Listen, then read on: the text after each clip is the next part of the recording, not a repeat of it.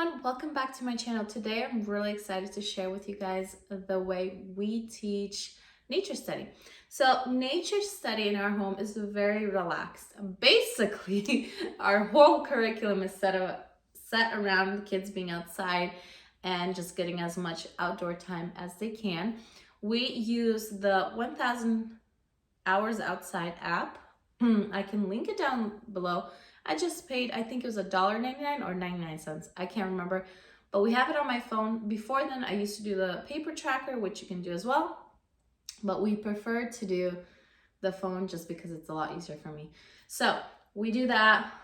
I let the kids explore, but I do incorporate books, and that's as far as I go with homeschooling nature study. I don't push it. It's just kind of, I give them ideas and they can feast on it. So I'm actually going to turn the camera around and show you all the books that I incorporate. Now, I incorporate these not all at once, and they're broken apart. So one season I'll share with you, I have a book. Actually, let me just grab it right away. Okay, so here's this book, for example. This is a seasonal book, okay? So in March, the beginning of March, right? So we haven't even read this one yet because it's Sunday right now. But when you're viewing this video, I already have read this to the kids. So every month we'll read in the beginning of the month about what's going on in that season. So this is not every single day, not even every single week. And then for myself, I also use this and I reference this to give ideas for myself as well, so that I can give ideas to my children. So this is just a book about different facts about different animals, and this is really fun. It's basically like a dictionary or like the internet basically for nature study for my children. Okay, so I've switched you around. This is our homeschool room and our homeschool bookshelf. It is not organized. That will be in another video. I'm gonna be deep cleaning, deep organizing this. We recently just readjusted the space, so we kind of just slapped this on here. Everything has been getting pushed on there, but we have some sort of organization and we have groups of stuff that we use. So this is basically my science, if you would say science, nature, kind of geography, mostly nature books. So let's start off with the first thing I highly recommend, and that's what we do with our family. So each of my children, including me, well, each of my homeschooling children and including me, have a nature journal. This one's mine for easy differentiation. So every time I feel like I want them to draw, let me find my sons. They can just draw in here about the subject that we have learned. So here was a leaf. There's a cool, so here's a frog one, and then he can write me a little bit of something about the frog that he learned during our lesson. So we got journals. These I got a bunch of, like, I think it was a pack of 20 on Amazon. So I highly recommend these. We also have a bunch of different kinds of books that I got. This is about the animal book. We have a pond book. So sometimes if I know we're going to a park that has a pond or something, I will grab this book. Or in the summer, just say we're going to the park to hang out, I'll grab this book. Or I'll grab, where's my other book? See, we have trees and shrubs. So I will oftentimes take books with me when we're going on hike, when we're going to the park, just so I can read it to them, and it also counts as school. So, but these are really fun. If you can splurge and get the one that's in color, they're really fun because it actually resembles the real animal.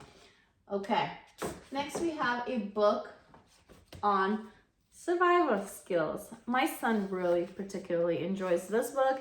He'll just look through it. Sometimes we'll read through it.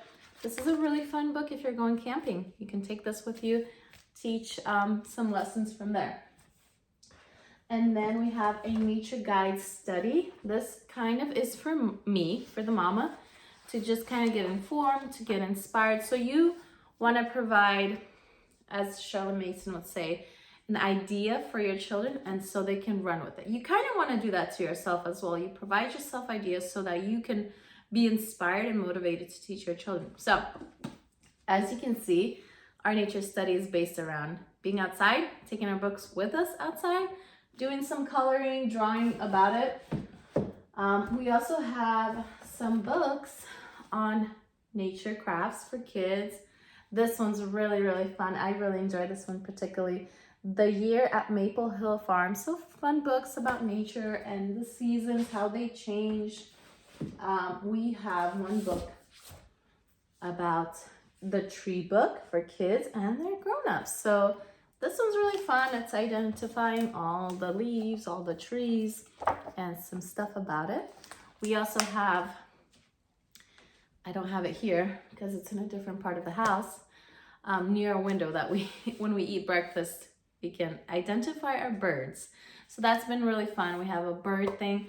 We have some huge flashcards for birds, and then we also have flower flashcards, and then a bug book that I often keep in my purse. So when we're out and about, they can check out all the little bugs and identify them. So that is really great when you can find little booklets and put them in your purse, because then it avoids you going on your phone when your kids ask you, what kind of bug is this, Mom?